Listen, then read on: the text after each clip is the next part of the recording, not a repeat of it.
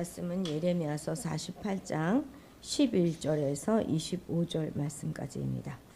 예레미야 48장 11절에서 25절까지 한 목소리로 읽겠습니다.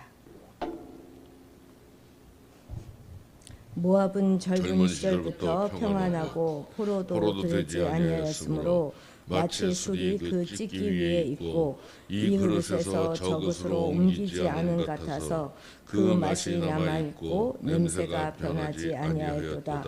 그러므로 여호와께서 말씀하시니라. 날이 이르리니 내가 술을 옮겨 담는 사람을 보낼 것이라.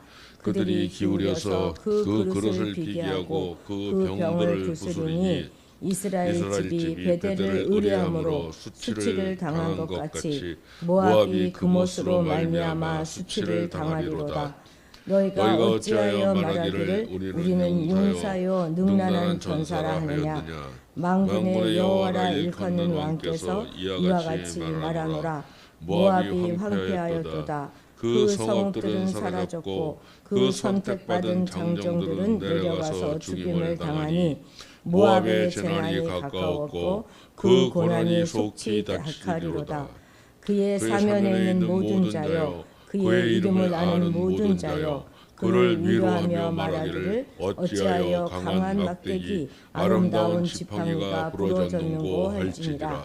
기본의 산은 따라 내 영화에서 내려와 메마른 데 앉으라. 모압을 파멸하는 자가 올라와서 너희를 쳐서 내 요새를 깨뜨렸음이로다. 아로엘에 사는 여인이여 길 곁에 서서 지키며 도망하는 자와 피하는 자에게 무슨 일이 생겼는지 물을지어다. 모압이 패하여 수치를 받나니 너희는 울면서 부르짖으며 아르논가에서 이르기를 모압이 황폐하였다 할지어다. 심판이 평지에 이르렀나니 곧 홀론과 야사와 메바앗과 디본과 느보와 벳디블라다인과 기라다인과 벳가물과 벳모온과 그리옥과 보스라와 모압 땅 원근 모든 성읍에로다. 모압의 뿔이 잘렸고 그 팔이 부러졌도다. 여호와의 말씀이니라. 아멘. 예레미야의 이방 신탁 가운데 그 모압에 관하여 꽤 많은 분량을 차지하고 있어서 내일까지도 모압에 관한 이야기는 계속됩니다. 요단 동편에 위치하고 있는 세 나라, 어제 지도 보셨죠? 에돔과 모압과 암몬. 요 세 나라는 모두 창세기부터 언급되어지는 나라입니다. 소돔성이 멸망하고 난 이후에 아브라함의 조카 롯과 그 두 딸 사이에서 태어난 두 아들이 있죠. 큰 아들이 모압이고 베나미. 이 모압이 그러니까 이제 그 모압의 조상이고 베나미는 암몬의 조상이 됩니다. 그러니까 이 모압은 분명 선민 이스라엘과 같은 혈연 관계에 있는 친족 관계였지만 오히려 이방 민족보다 더 이스라엘과 적대 관계를 형성하고 있습니다. 시작은 하나님의 선민이었지만 끝은 완전히 이방 나라보다 더 못한 그런 나라가 된 것이죠. 하나님께 선택받은 그런 민족으로 살아갈 수도 있었는데 이방 풍습을 쫓는 이방 민족이 된 것이죠. 스스로 복을 걷어찼다 이렇게 말해도 과언이 아닐 것입니다. 오늘날로 말하자면 이단이죠. 이단은 끝이 다른 것을 말하는 거잖아요. 시작은 분명 하나님의 나라로 하나님의 백성으로 시작하였지만 끝은 다르게 된 것이죠. 그래서 모압은 오늘날 성도들 가운데 분명히 성도이지만 전혀 성도로서의 삶을 살아가지 못하는 자들을 상징합니다. 분명 믿음으로 산다 이렇게 말하면서도 세상과 똑같은 가치관으로 아니 세상보다 오히려 한술 더 떠서 자신의 업적과 자신의 소유를 의지하면서 살아가는 자들을 상징하고 있죠. 분명 몇 대째 믿음의 가문으로 가문의 일원이면서도 불구하고 교회를 떠나서 자기 소견에 옳은 대로 살아가는 자들, 그가 바로 모압인 것입니다. 우리 11절 같이 읽겠습니다. 모압은 젊은 시절부터 평안하고 포로도 되지 아니하였으므로 마치 술이 그 찢기 위에 있고 이 그릇에서 저 그릇으로 옮기지 않은 같아서 그 맛이 남아 있고 냄새가 변하지 아니하였도다. 아멘. 여기서 젊은 시절부터다 이런 말은 그들의 건국 초기 그 역사를 일으키는 말로 역사 초기 때부터 이 모압은 평안을 유지하면서 별다른 어려움 없이 형통하게 풍요롭게 살아왔다 하는 것을 말하고 있는 것입니다. 지금 모압을 찌꺼기가 고스란히 남아있는 맛 좋고 질 좋은 그런 술로 묘사하고 있지요. 되게 이렇게 좋은 술은요 오랫동안 잘 숙성하여서 술의 그 수면 위에 찌꺼기가 그대로 이렇게 남아있을 때라고 합니다. 그런데 이렇게 좋은 술이 되기 위해서는 이렇게 완전히 잘 숙성될 때까지 독을 옮겨서도 안 되고 또 최적의 환경 가운데서 온전하게 잘 보존해야지만 된다고 합니다. 그런데 하나님께서는 바로 이 모압이 이러한 술과 같은 자들이다 이렇게 말씀하고 계시는 것이죠. 그들은 이스라엘처럼 외국의 침략을 받은 것도 아니었고 뭐 먹고 살 길이 없어서 굶어 죽는 그런 나라도 아니었습니다. 오히려 반대로 그들은 고원지대에 위치한 그런 요새들을 잘 이용해서 철옹성처럼 국방을 강화하였고 비옥한 그런 국토를 기반으로 아주 풍족한 농축산물을 비축하여서 넘치도록 풍성한 삶을 영위해 왔었습니다. 그런데 아이러니하게도 그들이 누렸던 이런 풍요와 부요 그리고 안전과 평안이 바로 이들의 삶에 가장 큰 위협이 되었던 것입니다. 이렇게 완전하다 할 만큼 넘치는 삶의 조건이 바로 자신들의 삶을 돌아볼 그런 기회를 갖지 못하도록 하였기 때문이죠. 그래서 자신들의 삶이 지금 파멸을 향하여 치닫게 되었음에도 불구하고 돌이킬 줄 몰랐어요. 여러분 대개의 사람들이 시련이라든지 고난 그런 것들이 닥치면 그것으로 자기를 성찰해 볼 그런 기회를 갖게 됩니다. 그래서 고난이나 시련 또 인생의 그 장애물은 실로 더 큰 위기로 가는 것을 피하게 하는 통로가 되기도 하고 더 나은 삶을 향하여 도약하는 디딤돌이 되기도 하는 것입니다. 사실 대부분의 역사에 남을 만큼 훌륭한 작품들, 뭐 그것이 문학이라든지 음악이라든지 뭐 어떤 미술이라든지 모든 것들은 대부분 이런 큰 고통과 시련 이후에 탄생하지 않습니까? 우리나라 고속도로 중에서도요. 가장 많은 사고가 발생하는 고속도로가 바로 이 서해안 고속도로라고 합니다. 그것은 이 서해안 고속도로가 여타의 다른 고속도로와 비교해서 길이 곱게 나 있기 때문에 운전자들이 방심하게 되고 그래서 또 뭐 이렇게 뭐 졸음 운전이라든지 과속 운전을 할 그런 위험이 굉장히 많아서 사고가 많이 일어난다고 합니다. 오히려 상대적으로 약간 굽은 그런 고속도로에서는 운전자들이 더 집중하게 돼서 사고가 날 확률이 적다고 하지요. 이것은 모든 것이 잘 되는 평탄한 길, 아무 장애도 굴곡도 없는 인생의 길이 더 위험하다 하는 것을 우리에게 잘 알려줍니다. 그렇습니다. 무작정 평탄한 길, 형통한 길은 그것만을 구하면서 결핍함이 없는 삶을 사는 것, 그것이 가장 위험한 삶이고 자기도 모르게 돌이킬 수 없는 그런 파멸의 나락으로 떨어질 수 있는 그런 길이다 하는 것을 우리는 잊지 말아야 하겠습니다. 그렇기 때문에 우리의 인생에 하나님께서 고난이나 굴곡을 주신다면 이를 원망하거나 불평하기보다는 그것을 통해서 경성하며 자기 자신을 돌아보며 우리의 삶이 과연 지금 잘 살아가고 있는지 바른 길로 가고 있는지 그런 것들을 돌아보는 그런 계기로 삼아야 하겠습니다. 12절 읽겠습니다. 그러므로 여호와께서 말씀하시니라 날이 이르리니 내가 술을 옮겨 담는 사람을 보낼 것이라 그들이 기울여서 그 그릇을 비게 하고 그 병들을 부수리니. 아멘. 멸망의 날이 이를 때에 하나님께서 그들의 술을 옮겨 담을 사람을 보낼 것이라 이렇게 말씀하시죠. 술을 옮겨 담는 것은 그러니까 잘 발효된 술을 보호하기 위해서 찌꺼기를 술과 이제 분리하는 그런 과정을 말하는 것입니다. 그런데 모압에 대한 심판은 술을 옮겨 담아서 그릇을 비우는 것으로 끝나지 않는다는 것이죠. 술을 담고 있는 그 병조차도 다 부술이라 이렇게 선언하고 있기 때문이죠. 술을 옮겨 담는 것, 그것이 포로를 의미하는 것이라면 병을 파괴하는 것, 그것은 모압 땅에 대한 파괴를 가리키는 그런 것으로 보입니다. 모압은 역사상 그 봉신 국가로 전락하여서 조공을 바친 적은 있어요. 우리 성경에도 보면 북이스라엘의 오므리 통치하에 이 모압이 우리 그 북이스라엘에게 조공을 바치기도 했지 않습니까? 그렇지만 포로로 끌려간 적은 한 번도 없었어요. 그런데 이번에는 다를 것이라는 거예요. 포로로 끌려갈 것이고 땅은 황폐하게 될 것입니다. 13절 읽어볼까요?